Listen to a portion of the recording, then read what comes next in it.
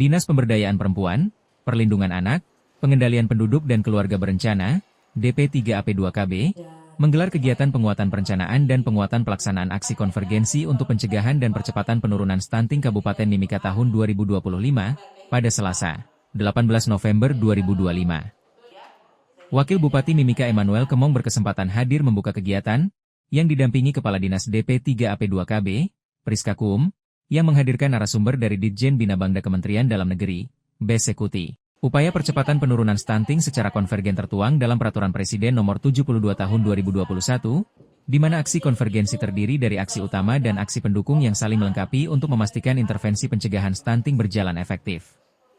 Dalam tujuan tersebut, pemerintah daerah perlu memperkuat proses analisis situasi, perencanaan, pelaksanaan, pemantauan, dan evaluasi agar program berjalan optimal. Ditjen Bina Bangda Kementerian Dalam Negeri, Besekuti dalam kesempatan tersebut mengatakan, salah satu tujuan konvergensi stunting adalah penguatan perencanaan, di mana perencanaan tersebut terkait program kerja tiap organisasi perangkat daerah, OPD, dalam intervensi stunting di Mimika. Nantinya dalam program perencanaan tiap OPD akan muncul sebuah rekomendasi intervensi stunting berupa usulan program kegiatan tiap OPD dalam perannya melakukan intervensi stunting sesuai tupoksi masing-masing, baik dalam penganggaran maupun aksi konvergensi dan intervensi stunting di lapangan. Untuk kegiatan Kabupaten Mimika, untuk kegiatan ini adalah penguatan perencanaan dan pelaksanaan kegiatan dalam rangka pelaksanaan aksi konvergensi untuk pencegahan percepatan penurunan stunting. Nah, salah satu tujuannya adalah melakukan penguatan perencanaan. Perencanaan itu kalau kita kategorikan adalah perencanaan terkait apa yang akan dilakukan oleh masing-masing OPD, ini terkait dengan permasalahan apa yang ada di lokasi masing-masing. Nah, dari permasalahan itu akan muncul satu rekomendasi yang menghasilkan kira-kira solusi. Solusi ini berupa usulan-usulan kegiatan. Itu yang akan dimasukkan di dalam proses perencanaan. Kemudian akan dilaksanakan juga penguatan pelaksanaan, di mana penguatan pelaksanaan ini terdiri dari penandaan anggaran tahun berjalan.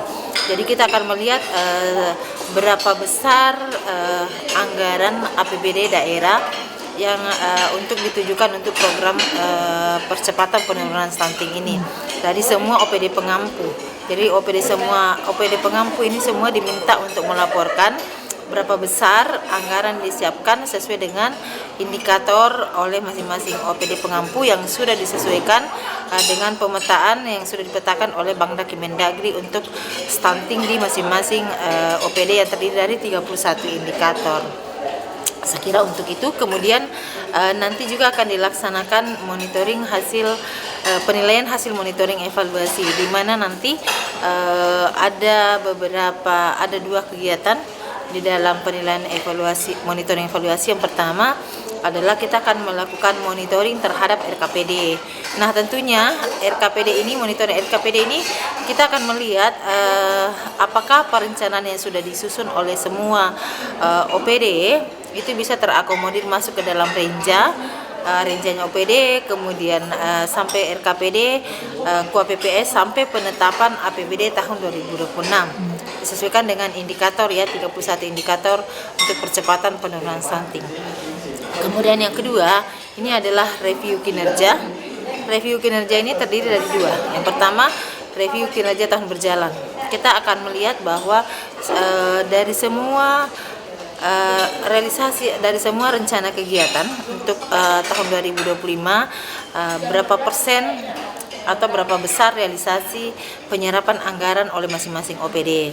Kalau misalnya ada yang tidak terrealisasi 100%, mungkin ada masalah atau kendala yang dihadapi oleh OPD tersebut. Ini bisa juga berdampak karena adanya mungkin efisiensi anggaran. Itu bisa dijelaskan berarti dana tidak terrealisasi secara 100% sesuai dengan apa yang sudah direncanakan. Kemudian yang kedua, sesuai dengan setelah pembuatan daripada penyusunan anggaran untuk tahun 2026, kita juga akan melakukan review kinerja sesuai dengan seberapa besar realisasi yang sudah direncanakan.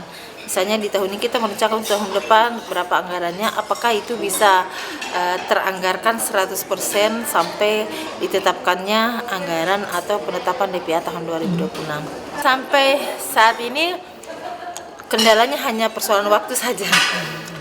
Karena saya melihat waktu kita sangat mepet, kemudian ada beberapa OPD yang tidak sempat hadir, kemudian bahkan ada distrik yang tidak bisa hadir, itu saja.